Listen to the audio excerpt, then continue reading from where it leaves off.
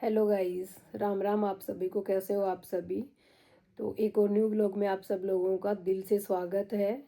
उम्मीद करती हूँ आप सभी बिल्कुल कुशल मंगल होंगे। भगवान अपनी दया दृष्टि आप सब लोगों के ऊपर रखे। जैसे आप मुझे देख रहे हो ऐसे ही भगवान हम सबको देखते रहें और अपना आशीर्वाद बनाए रखें, कुशल मंगल रखें सबको, ताकि आप सब लोग मेरा साथ दे सकें।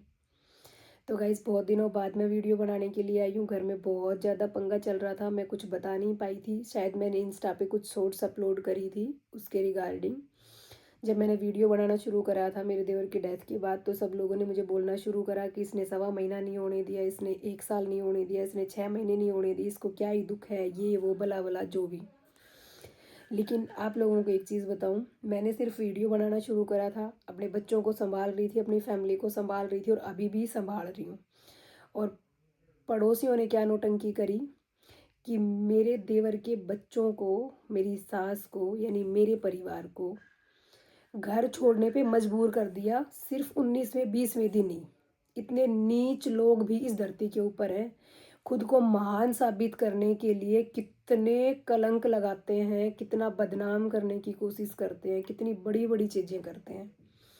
सच में मैं इतनी बड़ी हो गई, 33 34 साल मेरी उम्र हो गई, मैंने इतने नीच लोग नहीं देखे। जब मैंने अपने पापा को खोया था, अपनी माँ को खोया था, देखो अड़ोसी पड़ोसी सबके होते हैं, चाचा ताऊ सबके होते हैं। बहुत लोग बोलते थे कि तुम्हारा परिवार सपोर्ट नहीं करता, तुम्हारा ये नहीं करता, वो नहीं करता, जो भी चीज़ें थी। आज के दिन सब बहुत सपोर्ट भी करते हैं सारी चीज़ें, लेकिन उस टाइम चीज़ें बहुत अलग होती हैं, समय समय की बात होती है। पर इतना घटियापन तो मैंने कहीं नहीं देखा।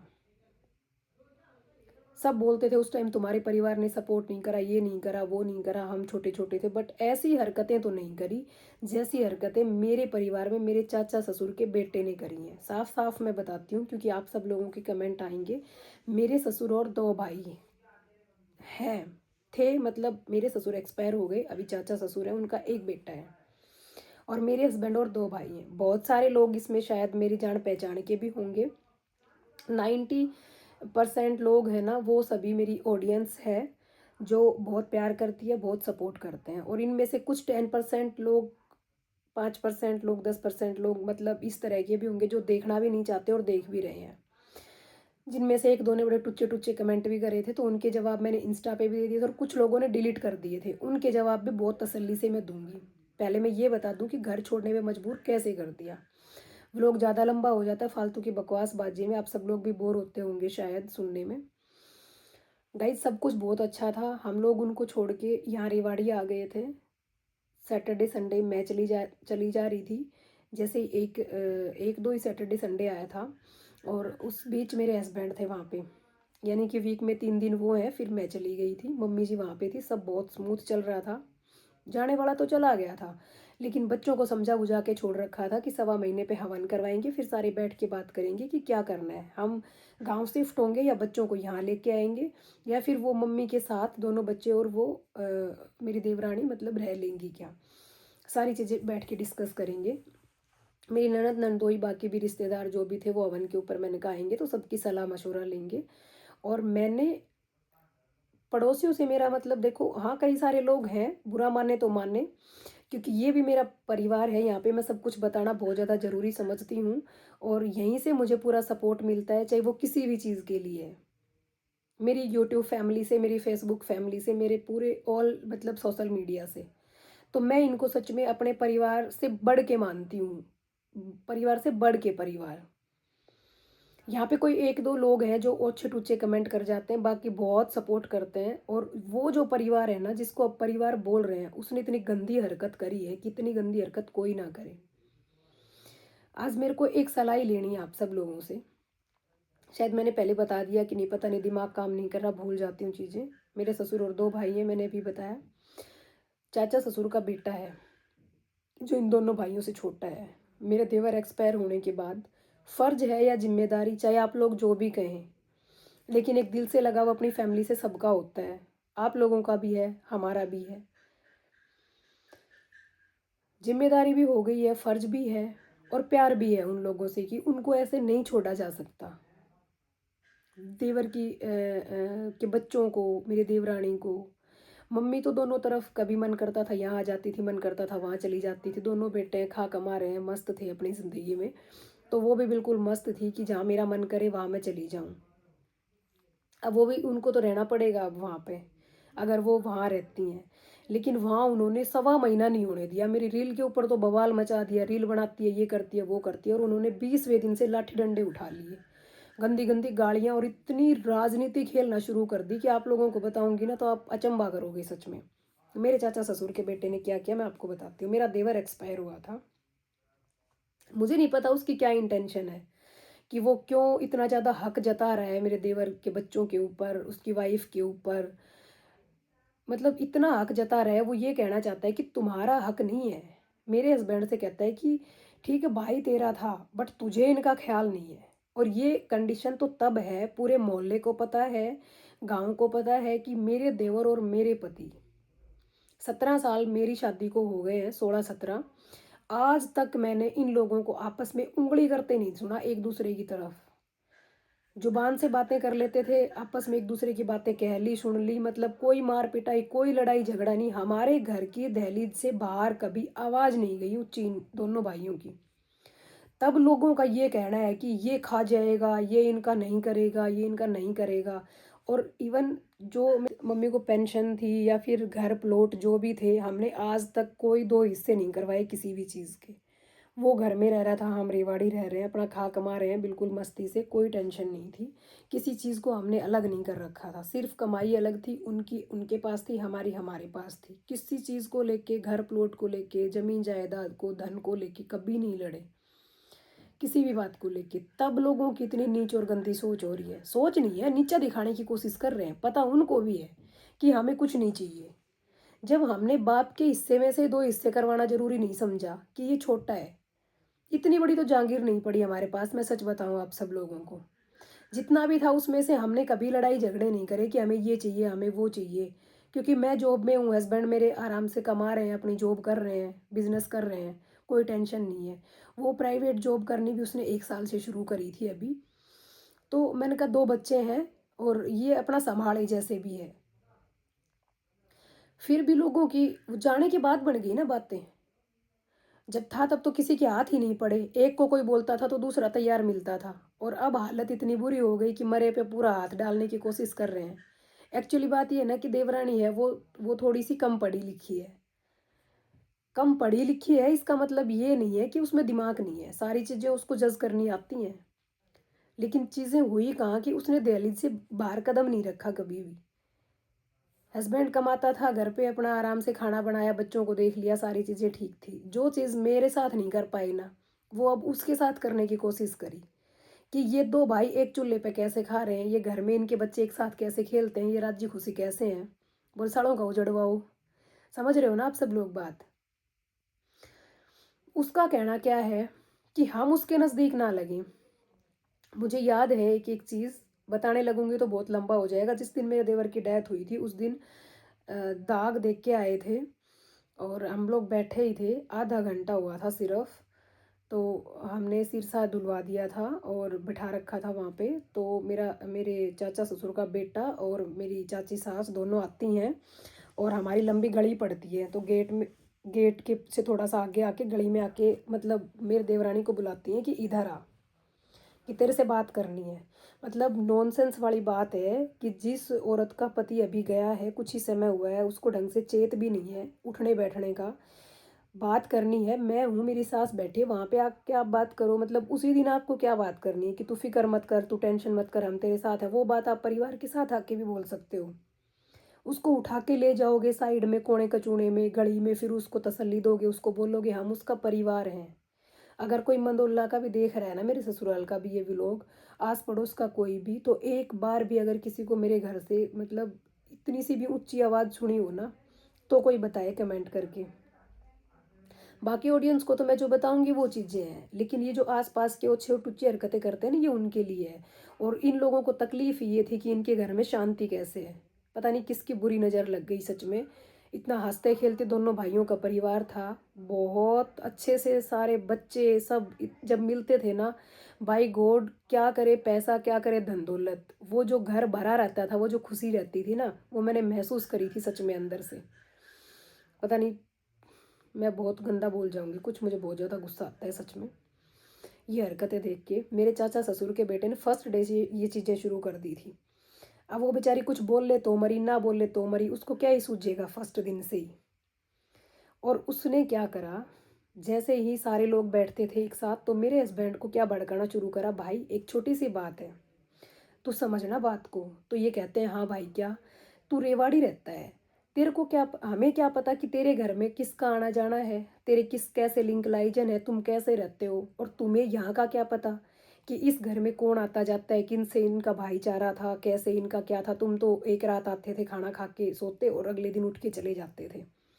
जब मैं एक एक चीज़ क्या ही बताऊँ आपको, मेरी देवरानी के ऊपर लांछन लगा के गलत गलत बातें बोल के उसने क्या बोला चाचा ससुर के बेटे ने, कि भाई ये कल को चली जाएगी तो इन बच्चों का क्या होगा।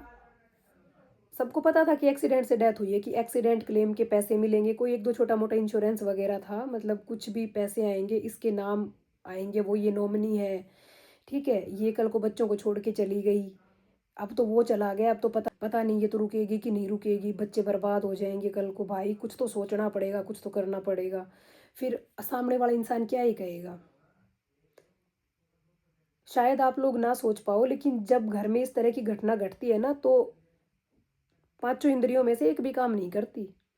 दिमाग बिल्कुल सुन्ना हो जाता है ये सोच के कि ये भी छोटी सी है, ये कैसे अपनी ज़िंदगी काटेगी, दो बच्चे इतने नन्हे नन्हे से हैं, वो कैसे पढ़ेंगे, बहुत सारे सवाल होते हैं दिमाग में।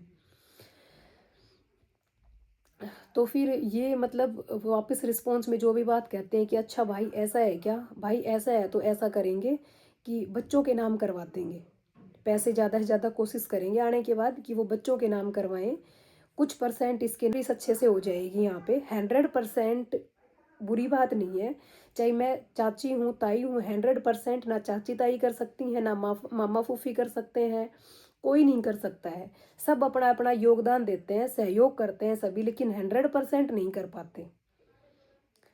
आप समझ रहे हैं ना मेरी बात। कल को मैं बच्चों को लेके आऊंगी भी, उनकी पढ़ाई लिखाई सारी चीज़ें, लेकिन एक तो वो उनका फ्यूचर सिक्योर रहेगा कि उनके पास उनके पापा का कुछ रहे, जो सेविंग है वो उनके पास रहे, ताकि वो बड़े होके अपनी पढ़ाई भी अच्छे से पूरी कर सकें, और अभी भी हम मदद करें और कुछ और मदद मिल जाए।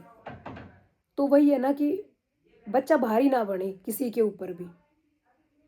फर्ज और जिम्मेदारियां होती हैं, बात कड़वी है लेकिन सच है कि फर्ज और जिम्मेदारियां हैं, लेकिन कहीं ना कहीं ये चीज़ें होती हैं कि अब बच्चों को पालना है, इनको पढ़ाना है, अच्छी एजुकेशन देनी है, एक चीज़ कॉम्प्रोमाइज़ करके और एक फुल मतलब उससे सपोर्ट से हो सके एक चीज़। आप समझ रहे हो ना, पैसों की बातें भी इसलिए चली थी। तो वो कहते कि भाई मतलब घर से भाई चला गया, कुछ आएगा तो उनको लेके, अगर वाइफ ऐसे चली गई तो ये तो भाई सही कह रहा है तू, ये तो गड़बड़ हो जाएगी। उसने क्या करा, जो भी गलत सलत गंदी बातें बोली सब उसने काट के, और जो बाद में हस्बैंड ने बोला ना, मेरे हस्बैंड ने जो जो बातें बोली वो बातें रिकॉर्ड करके उसने क्या करा, पंच मतलब आपा खो देती हूँ, बस सोचती हूँ कि पता नहीं क्या क्या बोलूँ, मतलब इतना नीचा दिखाने की कोशिश करी। और हम आना जाना हमने छोड़ा नहीं घर पे, वो चाह रहा था कि हम आना जाना ही छोड़ दें। आप एक चीज़ बताइए, जब भाई था, अगर उस वाली कहानी मेरे साथ हो जाती तो क्या वो मुझे और मेरे बच्चों को नहीं संभालता? वो आर्थिक शारीरिक मदद हमारी नहीं करता? हमारा फर्ज नहीं है अभी? फर्ज भी है, लगाव भी बहुत ज़्यादा है, हद से ज़्यादा है, छोड़ ही नहीं सकते। अब जब संभाल रहे हैं तो इतनी ज़्यादा तकलीफ़ है, पता नहीं इंटेंशन क्या है, मुझे समझ में ही नहीं। या तो ये इंटेंशन है कि इनको कुछ ना मिले, इनके आपस में सिर फुड़वा दूँ, इनके बैर करवा दूँ, फिर इनको कुछ ना मिले और ये बच्चे दर दर की ठोकरें खाएँ। मुझे समझ ही नहीं आ रहा कि उसकी इंटेंशन क्या है, सच बताऊँ तो। और इतना हेज प्रेम अपने बच्चे की तरह हमने उसको प्यार दिया। जब मैं आई थी ना उस घर में शादी करके, तो मुझे एग्जैक्ट तो याद नहीं, लेकिन होगा कुछ मतलब 10-11 साल का। इतना प्यार दिया हमने उसको, बहुत प्यार दिया सच में, वो अपने बच्चे की तरह। मतलब मैं क्या ही बताऊँ, सपने में भी कभी नहीं सोचा था कि ये लड़का इस हद तक गिर सकता है। मतलब दुनिया छोड़ के चला गया एक भाई, फिर भी दोनों के बीच दरार करवाने पे उतारू हो रहा है। इंसान का बस किस चीज़ पे चलता है? किसी ने सोचा था कि ये दिन हो जाएगा, फिर भी ये दिन हुआ। अब वो पैसे सपोज़ करिए कि हम खा लेंगे, 15-20 लाख रुपए, तो हमारी उम्र कट जाएगी क्या? उन पैसों से हमारी उम्र कट जाएगी और वो बच्चे जो भूखे बैठे देखेंगे तो हम ऐश करेंगे उसके पैसों के ऊपर, कहाँ बचाएंगे हम उसके पैसे? हद है लोगों की सोचने की, कितनी गंदी और घटिया सोच है। पूरे मोहल्ले को इकट्ठा कर दिया, लाठी डंडे ले आया, और हाँ, सबसे इम्पोर्टेंट चीज़ तो मैं भूल ही गई इस बीच। सबसे बड़ी जो बात थी वो क्या थी, इसने क्या करा, मैंने बताया कि मेरी देवरानी कम पढ़ी लिखी है, उसको फ़ोन के बारे में कम नॉलेज थी। चाचा ससुर के लड़के ने मेरी देवरानी के फ़ोन में कॉल रिकॉर्डर डाउनलोड कर दिया, ऑटो कॉल रिकॉर्डर। उसमें सारी बातें जो हम करते, मेरी ननद करती, जो भी रिलेटिव उसको जो जो चीज़ें समझाते, सब उसमें रिकॉर्ड हो जाती बातें। शाम को आता और उसके फ़ोन से फाइल मैनेजर खोल के सारी की सारी रिकॉर्डिंग अपने फ़ोन में ट्रांसफ़र कर लेता और फिर सुनता किसने क्या क्या बोला इसको। अब अपने घर में सब हर किसी की बात करते हैं, आप लोग ही लगा लो। हम सबके साथ बैठ के आते हैं, रिश्तेदार भी हैं, अड़ोसी पड़ोसी भी हैं, बट आगे पीछे से सबकी बातें सबके घरों में होती हैं, अच्छी या बुरी। किसी की पर्सनल चैट या पर्सनल रिकॉर्डिंग इस तरह से लेके लीक करना कितनी बड़ी बात है। और वो शुरू के दिन से ये गेम खेल रहा था, शुरू के दिन से हमारे घर की टोटल बातें, वो अपने मायके बात कर रही है, वो रिकॉर्डिंग भी अपने घर ले जाता, हम लोगों से बात कर रही है, वो भी अपने फ़ोन में ले जाता और सारी ले जाके सुनता। अब सिंपल सी बात है भाई, बिघन के जड़ तुम थे शुरू से, तो बातें भी तुम्हारी होंगी ना, कि बस इनसे बच के रहना। मैं तो बच ली थी, क्योंकि मुझे मेरे सास सास ससुर ने एक एक बात समझाई थी। जब कोई भी बहू शादी करके जाती है, कोई भी बेटी शादी करके जाती है,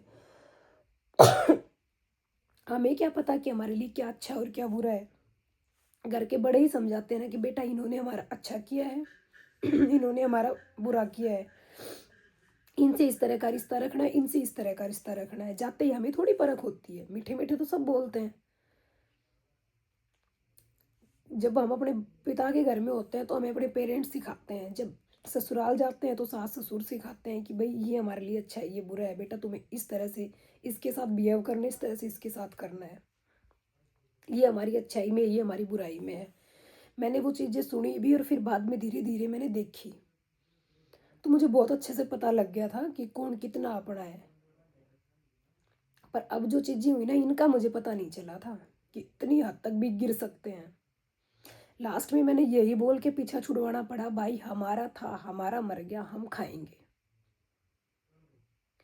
और क्या ही बोलती, और अभी भी मैं यही बोलती हूँ, बिल्कुल खाएंगे। हमारा था, हमारा मर गया, हम खाएंगे।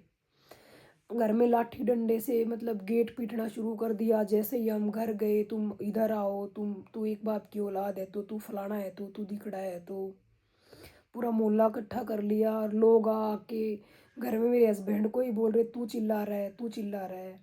अरे घटिया गंदे लोगों, ये तो देखो कि जिस घर से मौत हुई 15 दिन नहीं हुए और उस घर में तुम लाठी डंडे बजा रहे हैं, उसको कुछ नहीं कह रहे। क्या मतलब है हक जताने का, आप बताइए। जब सगा देवर मेरा है तो हमारी रिस्पॉन्सिबिलिटी बनती है, और अगर इतना एज पर मैं तो भाई, मैंने तो बोल भी दिया था कि तू बच्चों को भी रख और वाइफ को भी रख, अनमैरिड है, और तेरे को बड़ा पैसा पैसा हो रही है ना कि इसके पैसे मिलेंगे, पैसे मिलेंगे, एक्सीडेंट के खाएंगे खाएंगे, हम नहीं खाएंगे भाई। तू इसको अपने पल्ले लगा ले और दोनों बच्चों को रख, आखिर हमारा ही परिवार है। पैसे कितने भी पैसे मिले तू सब रख, और उसका जो भी हिस्सा है वो हिस्सा तेरे को सब देंगे। तू रख ले भाई, तेरा इतना ज़्यादा एज प्रेम उमड़ रहा है तो तुझे इतनी फिक्र हो रही है कि तू इनसे दूर हो जा, सबसे दूर हो जा, ननद से भी दूर हो जा, ननदोई से दूर हो जा, अपने जेठ से भी दूर हो जा, और सास को तो यूँ कह रहे भगा दे यहाँ से। मतलब मेरी सास के लिए तो यूँ कह रहा है कि इसके साथ इसकी पार नहीं पड़नी, इसको ले जाओ यहाँ से। तो हद है यार। और वो उस सिचुएशन में थी कि वो उस टाइम पे डिसीजन नहीं ले पा रही थी, उसको समझ ही नहीं आ रहा था कि मैं करूँ तो क्या करूँ। इतनी जल्दी औरत क्या ही डिसीजन लेगी जब उसकी दुनिया उजड़ चुकी हो। उस इतनी लड़ाई झगड़े के बाद उसी ने स्टैंड लिया कि तुम दोनों मेरे हक के लिए लड़ रहे हो, मेरा पूरा परिवार मेरे हक के लिए लड़ रहा है और मैं ही नहीं बोल पा रही। उसने खुद स्टैंड लिया कि मैं तुम्हारे साथ रहूंगी, जैसा तुम कहोगे वैसे करूंगी, मैं अकेली यहाँ नहीं रहूंगी, मुझे नहीं जीने देंगे। तब हमने उसको घर से उठाया कि रोज मेरे को कुछ कुछ बोलते हैं अनाप शनाप, इसके पल्ले लगाओ उसके पल्ले लगाओ, भाग जाएगी चली जाएगी, क्या क्या ही नहीं बोलते, कि मैं सुन सुन के पक चुकी हूँ, अपने पति को खा गई, ये तो बदनसीब आई थी, इसने घर उजाड़ दिया, ये वो, मतलब बहुत गंदी गंदी बातें। लास्ट में उसी ने बोला कि मुझे यहाँ से लेके चलो। अभी हम उसको ले आए, अब आगे का आगे देखते हैं, पता नहीं क्या होता है क्या नहीं होता, ऊपर वाला जाने। लेकिन आप सब लोग कमेंट में ज़रूर बताना, मुझे भी नहीं पता मैंने क्या क्या बोला, समझ नहीं आ रहा, लेकिन बहुत सारी बातें आप सब लोगों के साथ शेयर कर ली, अच्छी थी या बुरी, जैसी भी थी। अपना सपोर्ट और साथ बनाए रखिए। नेक्स्ट व्लॉग में फिर मिलेंगे। Bye bye.